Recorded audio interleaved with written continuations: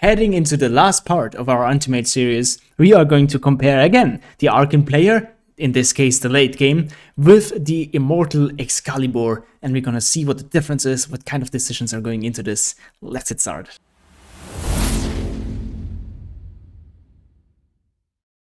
So this is where we stop with the Archon anti-mage, and we're just gonna see what his decision making is. So from here, he got the Battlefield now, he got his Yasha, so he is able to take a couple of camps and really boost his net worth. And he can actually boost his last hits here, I think, in a way that exceeds the Phantom Assassin still. So let's see what his decision making is and where he chooses to farm. He's taking the camp again, and then I would expect him to move to the left side. And we gotta be careful again, like as we saw in the anti-mage replay from the pro. We wanna be careful if nobody's showing top. Puck shows bottom, Pudge is dead, so there's no immediate threat here to die. I think he can clearly get 1 or 2 waves out of this. But now Pudge is missing, and Puck is missing. And the lane looks different, so he has to move back towards jungle again. Let's see. He does it nicely. He lost this camp anyways, so nice. He's moving towards the bottom area. Takes another set of ancients. And now we see 3 people top, so we have the liberty to be bottom. Perfectly played. I like it, I like it. You can push bottom even more. Now, as an anti-mage, you have 2 choices. You either participate in a team fight to create pressure, or you push out bottom to create pressure. And since you don't really want to participate in team fights if you don't have your Manta yet, the right play is definitely to keep pushing bottom. Yep. We see Pudge diving. It would be nice if he at least looked once there. Like, we don't know how low they are. Right now, we just have the information that they're diving. But if you actually look up there, you see, oh, that PA is very low. If I just TP in here and I press an ulti, this guy's probably dead. So that might influence my decision. And now I see Pudge is low here. I will like, oh, and this guy's diving. Holy smokes. There, you need to TP here, my friend. Is he here? Yes, he is. Yes, he TP's in, but he didn't see anything. So assuming or knowing that this is a 5-stack, they communicated that. So this was not his own play, this was not his own thought process. But still, he did the right thing. Fair enough, fair enough. Cool. Can get this one as well. Perfect, nice. He participated in a fight, he showed up late, exactly as we saw from Excalibur, and he got the most out of it, and now he's back to push the lane. This is beautifully played, well done, well done. Queuing up the Basher might be a little bit greedy. In my opinion, he should be going for an HP item. I think Skadi would be a great option here, or even Vanguard Basher or something like this, because you need to survive the coil, you need to survive the Pudge blink. There's just a lot of things that you can't really get rid of if you have Basher. I don't think he's quite at a position where he can play aggressively. Like, who do you hit? PA? That feels weird, you're gonna miss anyways. Puck? You're probably not gonna hit her. Pudge? You don't wanna hit this guy, and the same is true for Primal Beast. So the only killable alternative or option here is the Lich, and it's just not worth dedicating a whole item to one dude. So he's farming back. Interesting. Cool, cool, cool. I like it. And then we should be pushing top again. Even though Pudge is missing now, we still see the Primal. This is fine. I would be going back here. Oh, yeah, yeah. As soon as we see the Puck, of course, you want to go back. But Puck actually suicides. Ah! It's so unpredictable. This is so unpredictable. But this should not be working, in my opinion. From the Puck point of view, that shouldn't be happening. Like, he still has the Yules. But hey, whatever. I just think this is another one of those situations where you did the wrong thing, but you got a good result, so you're getting trained to do exactly that. But we didn't see how many people were missing, and with the knowledge that we are a little bit behind in the game, should be just focusing on the things you do. Actually, look at the last hits. He is catching up. Even though he had such a horrible early game, he starts to catch up and creep up on them. We see 1, 2, 3, 4 people on the top side. He definitely should be rotating towards bottom now. He does it. Beautiful. Beautiful. And this is why he's not a Herald or any lower than Archon, and he can be actually legend if he works on his laning stage. Couple of items. Beautiful. Beautiful. Now we see, we saw some people rotating here. He sees the Puck TP. Instantly, I would blink out. I would instantly blink out, and I would be careful to be in this top area because we see them moving towards us. Okay, now we see the Primal.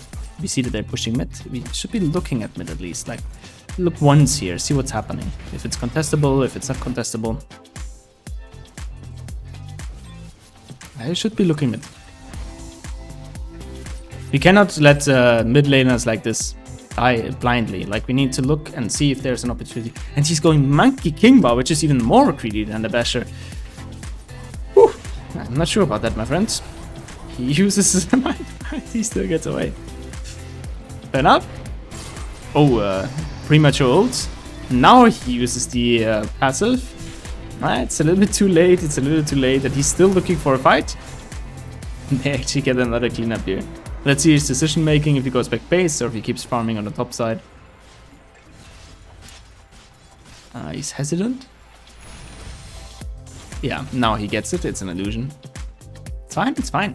I feel like the way he executed that isn't even too bad. But again, it feels more like a fortunate circumstance that he's able to manage and to get through this. Like the fact that he doesn't die there, that he gets a couple of kills top. That seems more like a happy accident than intentional skill to me. So he's moving towards the top area again. Now we don't have vision, we hear the roar. Okay. You can actually contest this now. Like if Primal dies once, he probably dies twice.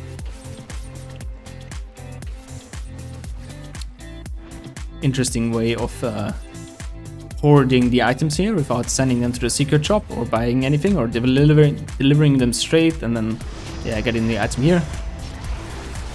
Ooh. Alright, hashtag space. Patch is solo now, my friends. Stop charging, monsieur. Ooh, but they can get the patch, hopefully. Yeah, they can get him. The Basher and Monkey King Bar actually does its work because this guy gets completely singled out and he dies. Which is, of course, very nice for the anti-mage. Very, very nice. Let's look at the net worth. Oh, he's top net worth now. This is, I think, why anti-mage is one of the strongest heroes in low MMR. You can recover. There is the space. You just keep farming. Eventually, you're gonna be big. He's looking towards this top area again. He really likes that single camp here and the top area. For some reason I don't quite comprehend. He could be pushing bottom, he could be securing the Roche, he could be setting wards, as he did before, deep in the area of the enemy, and look for single kills and pickoffs with Bristleback. What's his face? Spirit Breaker. But hey, he's diving the puck. Diving pucks. And even dies! Diving pucks, if I even hear that. Like chasing diving pucks, that doesn't work in my brackets. Not at all. Okay. Okay as well. Now he is strong. There's no Roche. We talked about the Roche a little bit earlier. I think you can proactively take it and take it away from the PA. So that might be actually a stumbling stone here. How do you kill them twice? Like he has been getting lucky a ton of the times up here with his teammates and Spirit Breaker. But how do you get them twice in a team fight? Let's see. Pushing out top again. You need to look. You need to look, monsieur. At least look and see what's down bottom there. And then he blind TPs in. Oi, oi, oi. So he's like, I'm there. Blindly TPs in. And then what? Now this is the first snapshot that we get of this team fight. The very first thing we see. Oi, oi, oi. So messy. I don't see anything. Oh, that was so messy. Okay, let's watch it in real speed here again. So he TPs in blindly. Lucky for him that he TP'd in the trees and not somewhere here with his minimap click. Cool, cool. And then he blinks where? Oh, he doesn't blink? Now he blinks. He mini blinks. This distance. So that's the mini blink towards the PA. And he gets the PA. Okay, looks good so far, but then he faces the PA straight up again. And he doesn't use his E. And then he just gets bursted because he doesn't have any HP on his 0. So this is what I'm saying, like you get lucky once, but if they have the Aegis, just unlikely that you get lucky twice. And yeah, the game seems to be slowly running out. So summarizing this, just focus your items. Look how rich you can get. Look how many last hits you actually can get. Your top last hits here, even though your laning stage was horrible. Imagine your net worth and your farm if you would just keep your heads down, push forward and only farm with the highest possible efficiency here. And then you show up at minute 36. And then instead of just buying damage items, you probably get Skadi and Big Basher, and you skip the Monkey King bar and just don't fight the PA for a while. You kill everybody else and then PA dies as well. And yeah, then I think it's very, very playable and easy, those games. But now, we kind of lost the fight towards the Aegis, since we didn't prioritize Roche or any objectives.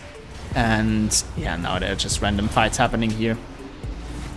Some chases on the puck. They still win the fight. But looking at the timeline, it seems like they're losing one random fight one more time, and then the game just ends. Where is he farming? My friend, why are you here? And he's been going for it. He's like, there's a PA. She just killed me before, but... Ooh. And he's down. Oh wait, he even has a bigger B and he didn't press it. Interesting. And he has invis and he didn't press it either. So that's... It's not magic damage that kills you as an anti-mage, my friend. It isn't. It definitely isn't. I appreciate the effort. I appreciate it that you tried so very hard, even though your laning stage was difficult, and you probably didn't blame the techie since he's a teammate, and you tried hard till the end. So that's some Dota here. Alright, let's see how the boss handles this in the mid-to-late game. So we get back into our Excalibur anti-mage game. He died and the enemy immediately took Roshan out of it. This is how pricey actually your first staff is. He only died once and still the impact is really noticeable. The enemies get something done, they take the Aegis and the fight is going to be a little bit more difficult here. Still, his setup is amazing, his last hit count is just incredible, and he's looking to get his last item, and then he's looking for a great opportunity to get into fights. Notice that he didn't TP outside of the base. As soon as your base seems to be even vaguely under attack, you don't want to TP out, you don't want to get stuck here, you want to be blinking out, walking out, smoking out, whatever, and then you can TP back. And now he's moving back as soon as he sees that they're really trying to get into the high ground area, and he's still, as we know, he's still very, very strong looking for a fight.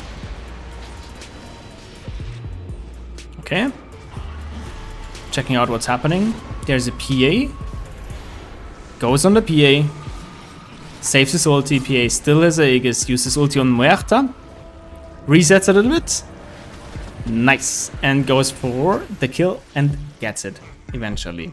The reason why this worked here, and as you can see there's some similarity here, I picked intentionally a game with Anti-Mage against the same, or like the same Primal Beast and the PA as a hero, so that we can have some sort of comparison.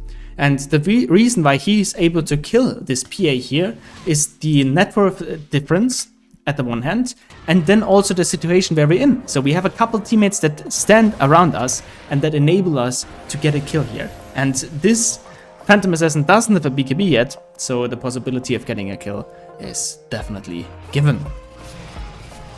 He's trying to clean up a couple kills here, playing it safe, immediately putting pressure on the map. Look at the direction. Just forward. Just moving forward, putting pressure on it. Getting the items. Sweet. Then we look to finish the Big Basher. We force a reaction. Beautiful. We're out. That's all we need. Sees the primal. Still takes the farm. Looking to move towards bottom. And there we go, another engagement. Let's see what happens. There's the PA showing. Immediately goes aggressive on the PA, but then retreats. Let's see what happens. So he's chilling here, he's chilling. And now he's moving back in again. Getting the PA singled out again. Firstly, with the Basher, with the Abyssal Blade. And then moving on to the bigger heroes here. So he knows where the threat is coming, but he doesn't play it as the first person who jumps in and tries to get the PA. He's observing, lets them initiate, assesses the situation, and then chooses to play like an assassin actually, and gets in and kills the target. Sweet, sweet, sweet. Enemies are dead. We want to be looking for pressure. Nice. Cliff is used. Can still pressure. Beautiful. We don't want to go high ground here. We just want to fight, but barely. We don't have our mid laner, and we don't want to give them an opportunity to die here. We could be eyeballing the mid tower, but even that is a little bit risky at this point. Actually, we can still farm and wait for the next Aegis. We can finish a couple of items more that we need. Just play it safe and try not to get overrun. It's important here to be alert though, even though if you don't want to fight, if something like this happens, for example, where your mid laner or one of your important heroes gets gone on, you still want to show presence as the strongest hero of the game. He has 423 last hits in 30 minutes, so you definitely don't want to be absent and be like, oh, I just want to farm my item. You still want to use the relative strength that you have, but you don't want to overcommit into anything. He's waiting perfectly. This is such beautiful Dota. So beautiful Dota. He's waiting perfectly for the stun duration. Look how patiently he's waiting for the sleep. Then he uses his Abyssal Blade. Then they manage to kill him. And now there's movement again. Now you can get back to do something. You can actually change something on the map. The tower's taken already, so the teammates do this. And he's just cleaning up camps again, finishing his Skadi. Seeing, same situation. His mid laner in trouble, he's looking there. He's ready to be engaged. It was too late already to save him. But he has always an eye on his teammates. He's always looking to be an available threat. If the enemies give him the opportunity to do nice plays, get easy pickoffs, he's ready to take it. Pushing bottom. And now we just want to chill a little bit here until we see Quap again. And the Aegis timing should be coming up soon as well. He even cancels that. He loved it. Love it. Love it. Love it. Love it. So we don't see anything here on the map. Is he Muerta? Now we don't see Muerta. And we see Venge getting gone on. And this is beautiful patience. So he's always quick to TP, but then he's like, whoops, there's a PA as well. I don't have any heroes here with me to defend me, to play with me, to do anything here. He cancels TP. Beautiful. Takes the safe route. Now they're smoking together. Now suddenly they have two heroes and a Quap. He's pinging aggressively. Looking for people who are left. There was a Primal on the top. We see a Bristleback. We know that Primal doesn't have Bristleback with him. So we're looking for a kill. And again, Bristleback is getting picked off. And there we go. It's not Primal Beast getting picked off. Rank 600. Whew, what happened there? We barely saw it. He barely saw it. Nobody even saw this. Ooh, no. That PA's gotten scary. So we chill again. Get a disconnect.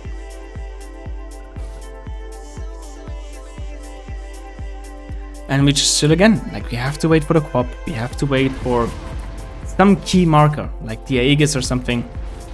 He picks up a free kill, but immediately moves to another side unless he's really, really confident that he can live here with the Venge in his back. Look, action is happening, and he, as we said, we need that Venge here. If they jump on him with the Phantom Assassin and they silence, that silence can go through Manta if you time it perfectly. You want to be really careful around the edges here. He got his items now, so at this point, of course, you still want to farm.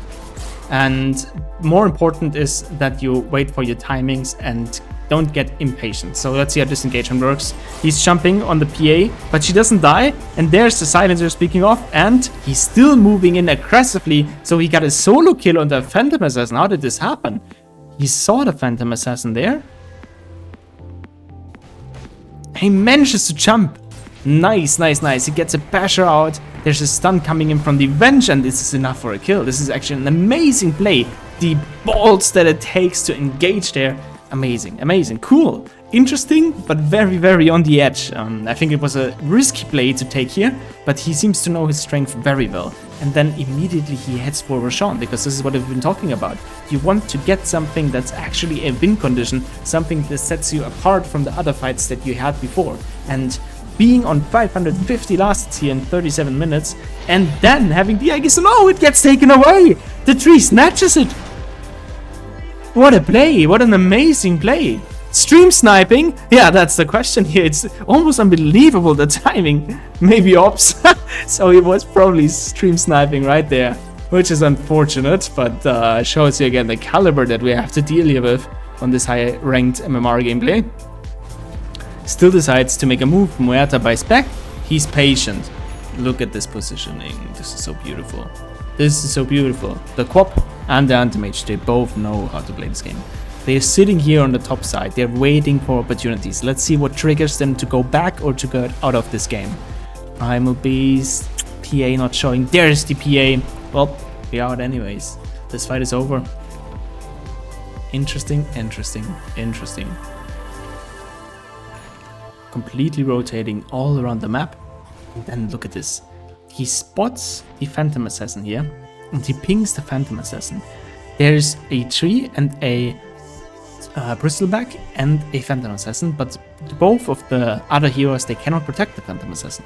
So he's like, hey, I just got a nice item that deals actually with the evasion. There could be a potentially for a kill. But since there's no vision, no confirmation for the movement, he decides not to go with it. And now we see a Bristle again. And we see Primal. There are many enemies clouded around here, but if he sticks with it and is patient, maybe there's an opportunity. Nope. Nope. See that he didn't force anything. He didn't blink into Fog of War. He just played it careful and was looking for opportunities. If there are none, then we don't force it. Getting a creep here in the mid.